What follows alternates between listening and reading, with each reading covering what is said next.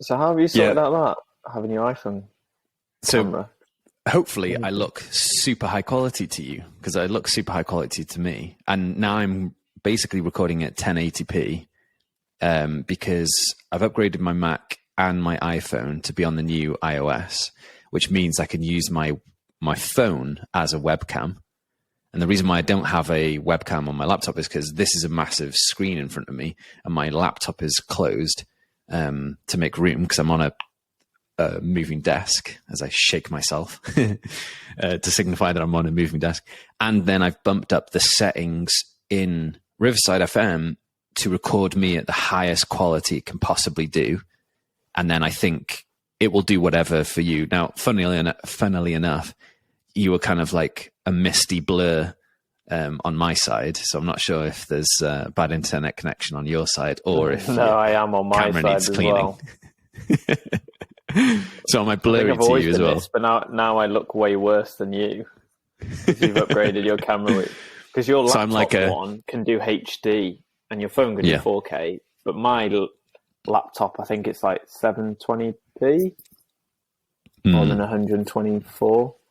Which is pretty decent anyway, to be honest. Like 720p is like fine, especially for the scale and size of typically watching stuff. Obviously, if we watched us on TV, then maybe I'll be like wrinkles and all, whereas you'll be just this soft smoothness over your face. Yeah. So today is another day of snow, as you can see outside, coming in from the whatever direction the wind is blowing right now. Well, to be fair, it was here a couple of days back. So if you're not watching the podcast, I have just shown people my outside window, which is all covered in snow, or outside is covered in snow. So anyway, yesterday we recorded a podcast because we're trying to batch up some of these episodes so we can take a break over Christmas. And I don't have any hot take. Hoodie today. What's that? Hot take. I try not to wear the grey hoodie this time. Yeah, hot take. I am wearing the same black t-shirt, but it has a different logo. So yesterday's black t-shirt had a Huel logo. Today's black t-shirt has a Ryland Consulting logo. So my hot take. No, actually, let's start with your hot take. Give me a hot take. Right, I was going to say, you sent a lot of links in yesterday into our Slack channel about AI. So maybe our hot take could be talking about how we can use AI as this new tool to advance our business and give everyone a heads up that is listening. Yeah, go for it. Three viewers. I agree. You can start. I like how I'm starting this. I probably know the least about it. Well, Dan's been sending a couple of links in, and one is more of an artist's link. So you type out the scene, and then it creates an image, and then you can type in more detail for more imaging. So you might write like, draw a rainbow, and then there'll be a picture of a rainbow, and then you have to, maybe it's not the rainbow exactly what you wanted, because there's an element of communication. So you might be like, draw a rainbow with clouds, just to get more clarity. But there's also elements of the brainstorming side of things. I like how it looks like you're half smiling as I'm winging this. No, I'm liking it. Basically, for those of you that are not watching right now, I am doubling up my ability to look into my camera while not looking at you. So I'm looking at my camera lenses and also just trying to listen to what you're saying, in the same way that I was being interviewed by Sky Sports or Sky News or whatever, where I'd just have an earpiece and I'd just be hearing that person through an earpiece. So, well, actually, sometimes they use Zoom anyway. But let's pretend that I have Tom Ryland in an earpiece, so then I can actually look at the camera. Life more when you're not looking at me on the screen. I'm peering too intensely into your eyes. The souls. You're doing well. You're doing well. It wasn't there as bad. I was just laughing at my own ability to look at a camera or not. Might be like, how do I, what tweet should I send about my business? And then it'll be basically give you 10 suggestions of what tweets you should suggest. Obviously, the more information, the better. I spotted a link today. Oh, it works quite well. Or a link last night, I can't remember, that I sent to Dan. And it was someone typing in the same, it was something chat GPT? Yep. chat that Dan actually showed me yesterday. I saw someone on Instagram today trying to create a Drake song. So it basically went to the website, asked the AI to create a Drake song, and then basically put it through some sort of synthesizer to sound like Drake, and then played a beat on top of it, and it literally sounded like a Drake song, rapping about beans, I think it was the topic.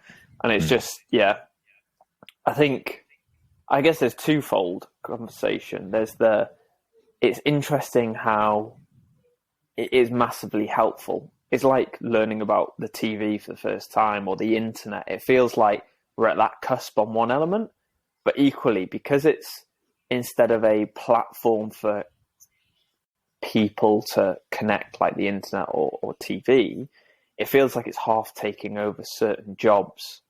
Because I was basically saying, well, I guess it needs us to revise ourselves as well. Okay, what's the point of us humans or us as those jobs that have been took over?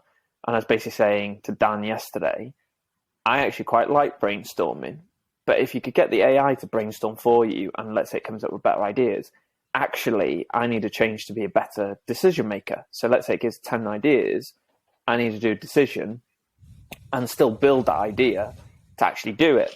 But in one sense, it's sort of half pulled away the fun of that element. Obviously, I could go away and not type ideas into an AI machine. But I guess, yeah, for those that don't like white pages and dealing with that, it is perfect because it kicks them on and gets them running.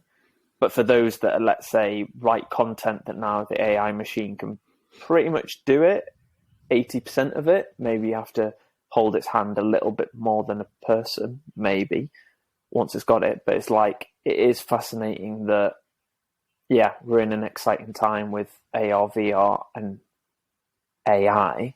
Obviously, I know that Apple, I think, are bringing out their augmented reality stuff next year. So it'll be quite interesting what they bring, because they don't like to bring half-hearted attempts to the market. Obviously, Meta with Facebook are trying to kick on. And then obviously all these sort of automation, AI websites, that feels like it's becoming bigger and bigger. And I noticed that Gary Vee was speaking about it this week on one of his social medias to say it's worth learning about. It's like the first time you learn about Facebook. It's like, get on it now, basically. Yeah, that was a great summary. So to add to that, a couple of months back, there was something called Stable Diffusion, which is you give it a prompt, and a prompt is a set of keywords or a description that you can provide to this AI model. It will then generate 4 variations of an illustration or a photo. And then you can ask it to refine that photo further, or give me a variation of photo A or B or so forth. And I think one of the best applications of that was coming up with comic books or coming up with illustrations. We're always wanting to, fill a presentation with photos or a starting point like for a website or whatever. A live stream version or like a share screen version of ask the AI what we should talk about, and then talk about it, and then go into depth with that. Because I guess like a walkthrough might be quite half interesting. Yeah, that would be fascinating. If this has not kicked me out, and I can log into Chat AI right now. The tension is building. Okay, it might be that I can use it. So let me show you 2 things, and let's see if this plays together. Cool. If you're currently listening to us, you're gonna really struggle. So basically, YouTube. Yeah, jump over to YouTube now, and somehow I triggered my Siri, which is wrong. Please, I please do not. I don't want to speak to Siri. Stop. Cool. So hopefully you can still hear me, and I can still hear you. So chat on openai.com, you can type this prompt in, and this prompt can be anything. So I'm starting. So again, Dan is sharing his screen, so move over to YouTube or Spotify. Now apparently you can view it on Spotify. Oh yeah. So in Spotify, format. You'll be able to watch it. So basically, I've typed in. Yeah, I've typed in. I'm starting a podcast. What should I talk about? So let's see if it says. So it says here, there are many interesting topics that you could discuss on your podcast. Some popular ideas include current events, personal experiences, hobbies, and expertise on a particular subject. You could also consider having guests on your show to discuss a variety of topics and provide different perspectives. Ultimately, the most important thing you choose, the thing to choose a topic that you are passionate about and that that will engage your audience. I think it was basically too generic, but so maybe I can be like... So if you go, what current events can we talk about now? So let's say we dive into what it said, reusing the words that it's used. Now, it's not fully up to date with current events, but what current events can I discuss on my podcast? Maybe let me answer that. They'll basically say, sorry, I'm not connected to the news. Yeah, it won't have any access to current event information because it's only up till 2021. But some general ideas, discuss the latest news. Okay, so it basically rehashed a similar kind of sentence, right? But ultimately, it's a case of playing with this thing. So I'd be like... So I guess, why don't you ask it what AI is? Or what is this chatbot is? Because maybe we can drill down with AI to help us create a podcast about AI. What 3 benefits are there of using AI? What 3 benefits? Well, broadly speaking, I could tell you the benefits exactly now. I've used it basically as the future Google. So I don't go to Google anymore. I just ask this chat AI questions. So obviously the benefit of doing this is there's an increased efficiency, like it's typing out here. There's improved decision-making because AI can analyze vast amount of data much more quickly and more accurately. And it's an enhanced experience. Everyone which is that isn't watching this might have thought that was your answer. I just like riff those off my dome.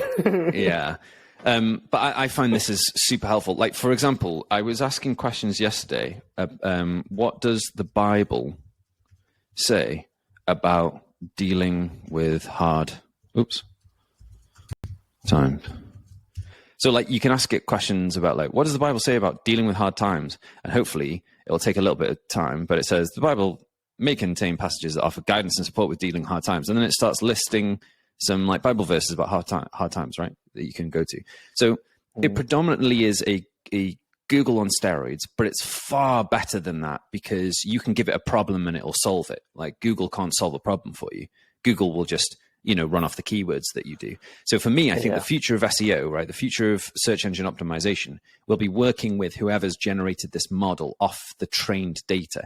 You will basically pay to be a part of the trained data that it's trained on to be able to give like an epic answer like this as like the source of where it gets its knowledge from. But this is like a chat version of it. Now there's a visual image version of this. If I jump over to Discord, maybe I can switch my screen so you can see what's what. If I switch, so hopefully you've seen that one. So I'm going to switch to this, right? So this is the, so we've just shown you the text version, right? Now this is Stable Diffusion. So if I type in, let's be prompt.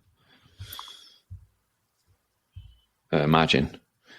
Okay, so I was thinking this week about there's a building that's down the road in Colwyn Bay, our hometown, called the Pavilion. It's this pub that's closed.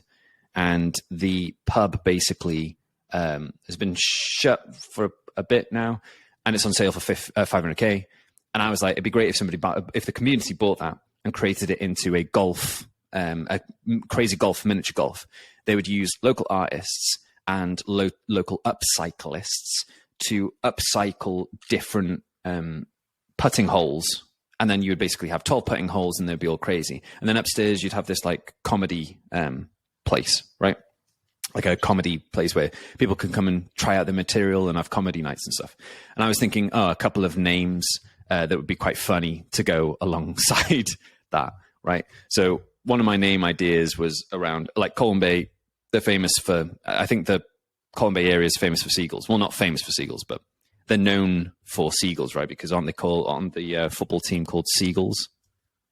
It's got a seagull badge. I don't know if they're called seagulls. I'm assuming they would. I think their nickname is seagulls. So I was thinking like basically a logo would be about a seagull. So if I want to generate an image, so I'm going to put a prompt in. So I basically want to generate an image that matches this logo, right? So a seagull holding a golf club. I'm going to say it's 4K realistic. Right. So you'll see down here, and you'll see other people are generating stuff as well. I've literally just told it a seagull holding a golf club, 4K realistic is just like some basic keywords. And I think the future is going to be that people will become prompt designers. So this is a prompt. And you can see, I might be able to zoom in a bit. Can I zoom in? Okay, not very well. And it's not holding a golf club. So you can tell sometimes it can't deal with two objects at the same time. But this is a like computer vision generating these images on the fly. So if I was going to create a better description, then maybe it would come up with a better thing. Basically, it's just highlighted the fact that I said a seagull. And maybe I should have said a cartoon or something. And I guess a golf club is like on a golf course at a golf club. So you can tell what it's done. Yeah, you can tell what it's done and kind of like how it's trying to, as in like a seagull is a golf club on this one down here, it seems. Could you zoom in a little bit more on that image when you've clicked on it? Yeah, let me, it resends it. So basically it's generated random ones. Now, you can tell that is kind of a bit look like golf clubs. weird. Yeah. So, okay, cool. We're not going to be able to use any of these as our logos, but if you take this technology, which is descriptions or prompts being then fed into something that generates images, and then you take the other one, which is basically text descriptions to generate a conversation, you could come up with a story and some images, or a storyboard and some images, or a comic book or something. So that's what I want to get to with Teithia Bywyd, Life's Journeys, as my IP brand, of utilizing these two technologies. And somebody recently has released an ability to create game assets with the similar technologies that you see here. You'll also see that lots of people are creating avatars or like profile images based off these kind of like keywords and stuff that they're putting in. So yeah, this is definitely, it's funny. People thought that creatives were safe. And people thought creativity will be the last thing that AI like attacks or comes for. But actually, it's been one of the first things that it comes for. And it's done it incredibly well. Now, it's not going to mean that you don't have to fear it. Like people that fear it will be replaced, right? If you don't fear it, then you won't be replaced because you'll see it actually, it's more so a perspective of it being a tool. So like Tom was saying, if it can help in a brainstorming or a conceptual space, I think it'd be really good. For example, I was doing some research with our product Insider. Insider is a Spotify meets Patreon subscription and streaming platform for music artists to make sustainable income from. And I typed into the chat AI thing to be like, what tools do independent music artists use? And it gave me a list of 4 different tools that use. And I was like, oh, okay, cool. This third one I forgot about. I think it was Bandcamp or not Bandcamp. I've forgotten the name of it. Bandtown or Band something. Anyway, let's call it Bandcamp for now because that is a tool. And I was like, well, I could use that as Facebook targeting. So anybody that likes Bandcamp, basically show them this ad for Insider. So it's basically giving me the little extra things that I may have forgotten about or don't know about, but it knows about, to kind of help craft a marketing strategy or something like that. And then the other thing was I was typing in, hey, tell me Bible verses about, hard times or whatever, and like whatever topic it was, and it would pull up stuff. And I find that that's sometimes just a little bit better than a Google search, because a Google search will be able to do similar things, as in like, here are some Bible verses that work, but you'd have to look through 10 web pages to figure out, and you have to do a lot of the interpretation, right? Of to be like, oh, has this correctly answered my question? Similar with like bug issues for code. you'd have to go through and figure out, okay, you have to read the thread because maybe this thread hasn't been answered and hasn't worked out for the person. And it's still like an unfinished thread of, hey, I've got this issue, and they're just going backwards and forwards. So I think AI is super fascinating when it comes to asset creation or concepts, especially when it can get you, like, it removes the barrier. So if you don't, again, like I've said before, if you don't have illustration skills, what else can you use? So you could be like, okay, I'm just going to draw black and white drawings myself. Or potentially you could use something like this. You literally just, as you saw, I was literally just typing questions and typing in words. Naturally, you get better at it. So one person was using that chat AI to say, hey, write a prompt that describes the French Riviera. It would give this blurb of sentences and keywords, and then he put that into the Stable Diffusion stuff from Midjourney, and it was able to create it. So I'm like, it's fascinating. Both tools can kind of bounce off each other to be to create stuff in a way. But yeah, it's fascinating. It's really fascinating. I think the chat stuff is really powerful. Again, when it comes to copywriting, it doesn't mean the copywriters are going to disappear or writers are going to disappear as such, but it's going to help people that don't have that ability to come up with their ideas quicker. So for example, I would love to write a book, but I don't feel like I have the ability to do it. But if I could give it an idea or a concept, hey, write a book about two brothers starting a podcast. They named it Don't Be a Doorstop. It would basically finish the story for me, you know, which I think is really, really, it would be really interesting if you could like input information. I guess it's sort of like Wikipedia. And let's say you inputted all the Don't Be a Doorstop content. So then it learns how you say things and how you do things, and it crops all the different stories that you said and created a timeline and then created it into a book. Like, yeah. So you can feed it stuff. So you could be like, here are 4 examples of podcast headings, for example. Can you give us another idea? So I have been working on, like, in trialing some of these tools, sometimes it's good to come up with a project to build alongside testing a tool. And I thought, after watching all this politics stuff, there was a TV series on Channel 4 about the alternative prime minister. There is also a podcast which is called The Rest is Politics, which I quite like, because it's kind of enhancing my like mindset and brain to some like new dynamics and new interesting kind of angles. And what they're talking about is creativity and coming up with policies, and then how to fund those policies. And I was like, really? We have a library of policies that exist. So if I was like, here are 100 policies that exist, come up with another 10 policy ideas. So I basically created a website called futureparty.ai. And there's nothing much to it right now, which are genuinely AI generated policy recommendations based off of I trained it on old manifestos of Labour Party, Conservative Party, Plaid Cymru and stuff, just to see what it came up with. It's not like, so I trained like a custom model on it. It's not that great because it doesn't, I think I need to feed it more interesting ideas because it kind of regurgitates some of the same ideas. But I thought that was fascinating to be able to come up with a nice to-do list of like, here are a bunch of policies that are interesting and fascinating and have some public benefit. Like, which ones would you want to upvote? And then the Future Party AI thing would become a political party based on AI generated policies and then AI generated funding mechanisms.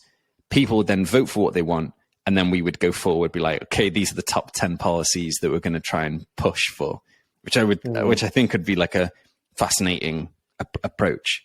So maybe at some point I will put more time into it to get it right and get it all singing and dancing. And then once you voted it, you would then use that metric as a weight. So for example, free school meals for kids. If people upvote that more than, you know, free travel or whatever, then it would be trying to generate more ideas along the free food kind of thought or sentiment and riff off that, because like it has Reddit sort of up and down. Yeah, it has some sort of success metric or a weighting to tie against that it can then use. But yeah, I think AI is very fascinating. It's important not to be scared by new technology and new innovation. It's important to capitalize on it and figure out how you can use it to be creative and try it out for yourself. Similar with, like we discussed before, the Industrial Revolution, when engines turned up. And it was like, well, hang on a minute, I've been doing this manually. What's going to happen to me? Well, you just basically get retrained to be an engineer, where rather than, utilizing your own manual effort to, excavate some coal from a rock, you're now using a machine to excavate coal from a rock. Obviously, talking old school, but people just get retrained and shifted on to be the managers or the maintenance of these tools, or they collate tool A and B to create something uniquely different and uniquely new in some ways. Yeah, I think it is interesting because it's one of those things I think I learned in my master's course, not even master's, I think it was just uni course, but the business section, and it's basically saying how life is a bit like a bell curve, how you get the early adapters at the start, and then you get the mainstream, and then you get the people that have missed the whole trend and then join in right at the end. And I definitely feel like it's the first time I felt like I'm probably on the earlier bit, because I'm normally at the main bit or the lower bit, but it's like with this AI thing, it's when you've seen the development of Bebo to then Facebook or MSN to WhatsApp or whatever, it's like you've got that enough knowledge and information to be like, actually, this could be then the massive one of what it would be like the AI chat next app or whatever, or how it can create new gifts for you. And it's so fascinating because then it highlights what is relevant or helpful with that tool.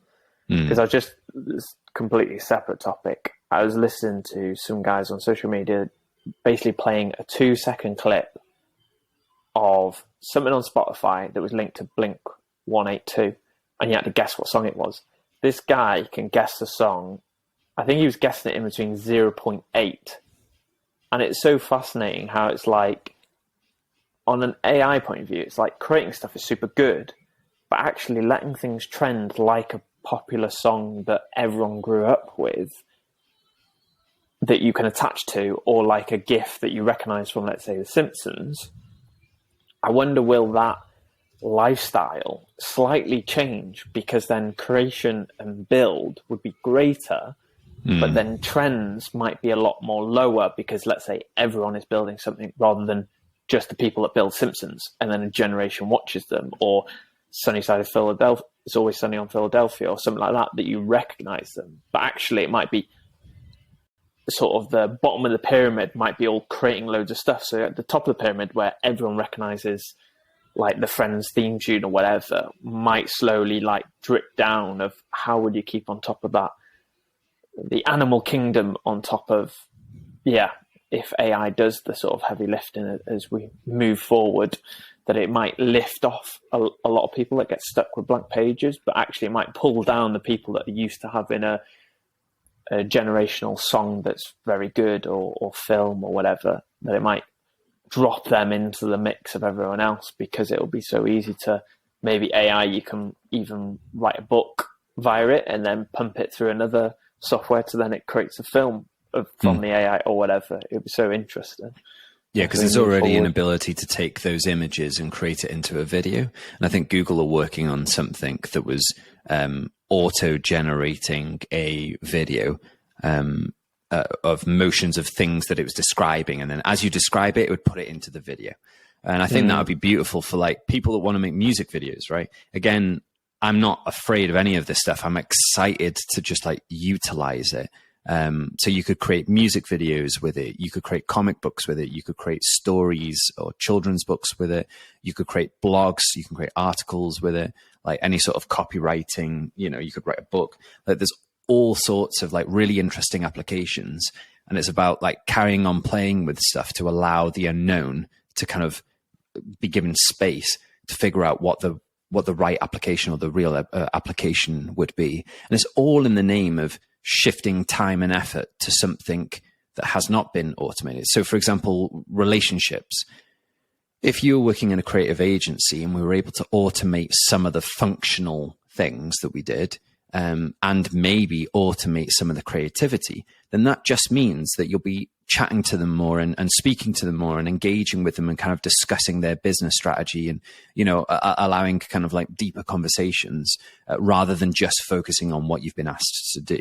You could be asking about other opportunities for them to be innovative in another technology or in another sphere that's like assisting their business goals. So it's all about shifting time and energy to just quote unquote more important things, or quote unquote like more impactful things, because now we can automate creativity. Of course, it's not entirely all the way, which is fine. And I think, I'm not offended by the fact that it can draw better than me. I'm not offended that it can come up with better ideas. I'm like, how do I use it? How do I use it?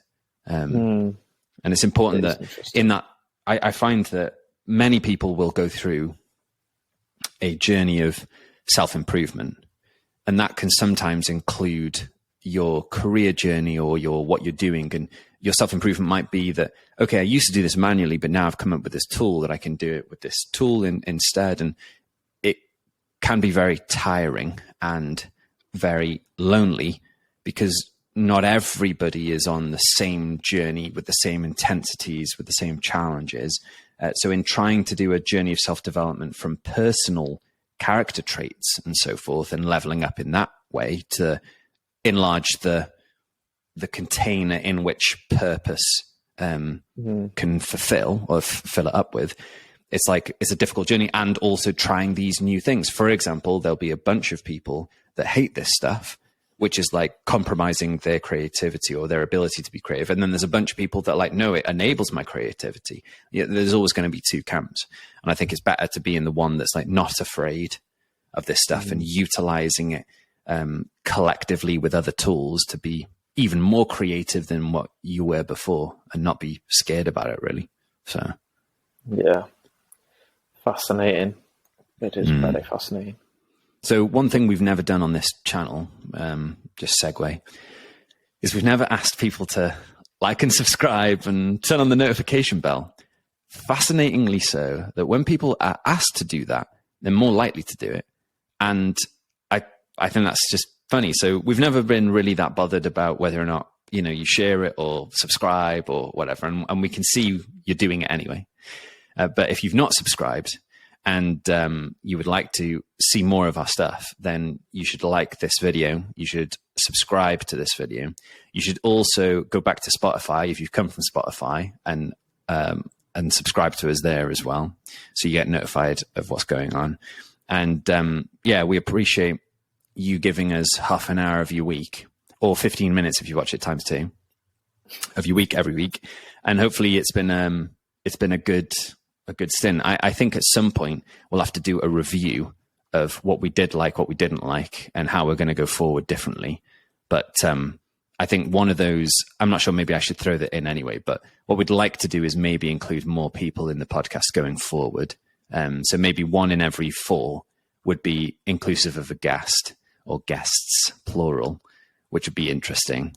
So I think that's where we'd like to take it in some ways. But any closing thoughts? I thought you were going to read my mind potentially of like, what's the AI say? Spoken Welsh yet? No, well, we have, but we haven't.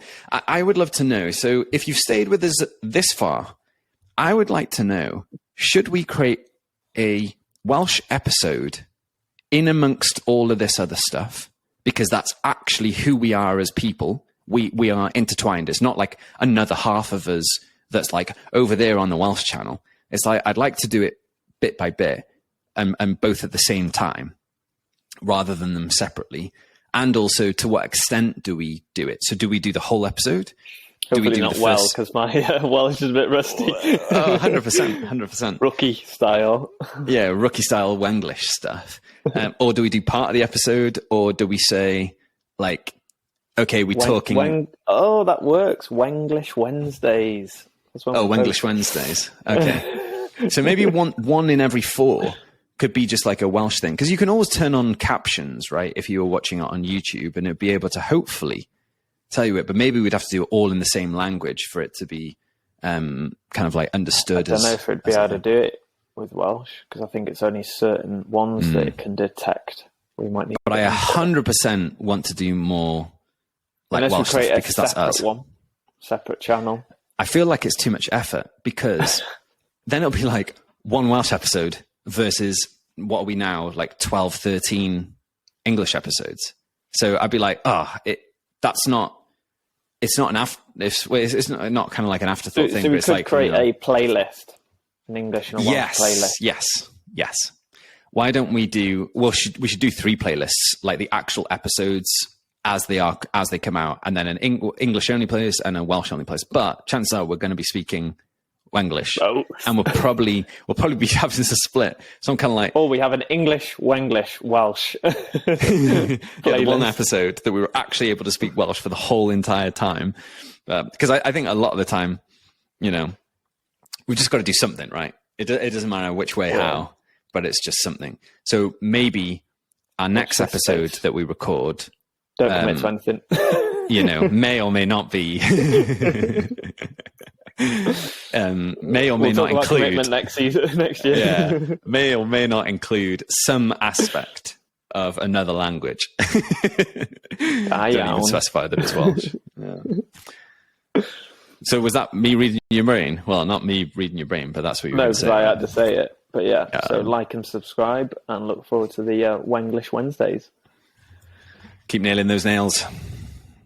We should also do a Christmas themed one where we wear Christmas hats and stuff. I was thinking we should have an episode of us trying to create a jingle via GarageBand as well. Oh yes, but the trouble is we can't like edit it in very well. I have no ability to like edit these things with Inside Riverside properly. But yeah. You'll have to just play it on your phone. Yeah. That'd be so funny. Yeah, but maybe it'll be like the Christmas jingle episode where we try and create a jingle right in front of you and see how that goes. So yeah, awesome. Until next time, jingle all the way.